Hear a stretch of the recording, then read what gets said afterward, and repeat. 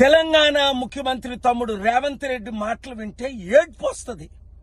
మమ్మల్ని దొంగల్లా చూస్తున్నారు, మమ్మల్ని భిక్షగాల్లా చూస్తున్నారు, ఢిల్లీలో మాకు అపాయింట్మెంట్ లేవు, విదేశాల నుంచి డబ్బు తేలేము, శాలరీలు కట్టలేము, మమ్మల్ని మొక్కలు చేసుకొని తిన్నా. వినండి, రాష్ట్రం ఆర్థికంగా బాగా లేదు, అప్పు పుడతలేదు, అనా పైసా ఎవడు ఇస్తలేడు. ఎవరినైనా కలవడానికి పోతే బ్యాంకర్లు దొంగలను చూసినట్టు చూస్తున్నారు తెలంగాణ రాష్ట్ర ప్రతినిధులను. ఎవడు ఢిల్లీకి పోతే అపాయింట్మెంట్ కూడా ఇస్తలేడు, వీడు వస్తే చెప్పులు కూడా ఎత్తుకపోతాడేమో అన్నట్టుగా ఆ పరిస్థితి ఉంది దేశం ముందల.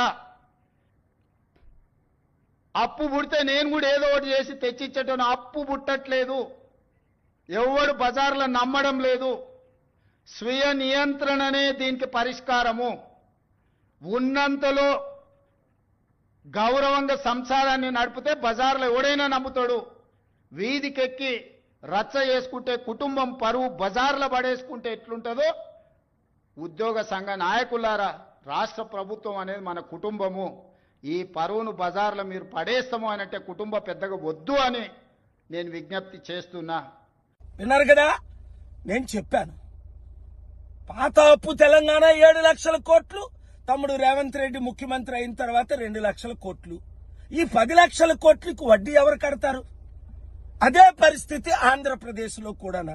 తెలుగు ప్రజలారా, ఈ ముఖ్యమంత్రులు మారి నాతో పాటు గత వారం వాషింగ్టన్ డీసీలో, అమెరికాలో, 2 వారాల క్రిందట టర్కీ, యూరప్ లో సమిట్లకు వచ్చుంటే 100,000 కోట్లు, కనీసం సంవత్సరానికి 1,02 కోట్లు తెచ్చుకున్నా నిరుద్యోగులు ఆత్మహత్య చేసుకోరు, రైతులు ఆత్మహత్య చేసుకోరు, జీతాలు ఉద్యోగస్తులకు ఇవ్వచ్చు, ఇన్వెస్ట్మెంట్లు తేవచ్చు, అభివృద్ధి చేయొచ్చు. అంటే కలుద్దాం అంటారు, మరి కలరు. వాళ్ళు కలిసేటట్టు ప్రార్థించండి.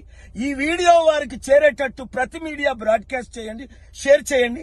లేదంటే ఇప్పుడున్న రాజకీయ నాయకులు చిత్తుగా అన్ని పార్టీలు ఓడించి ప్రజాశాంతి పార్టీని గెలిపించి రాష్ట్రాల్ని, దేశాన్ని కాపాడుకుందాం. Thank you very much.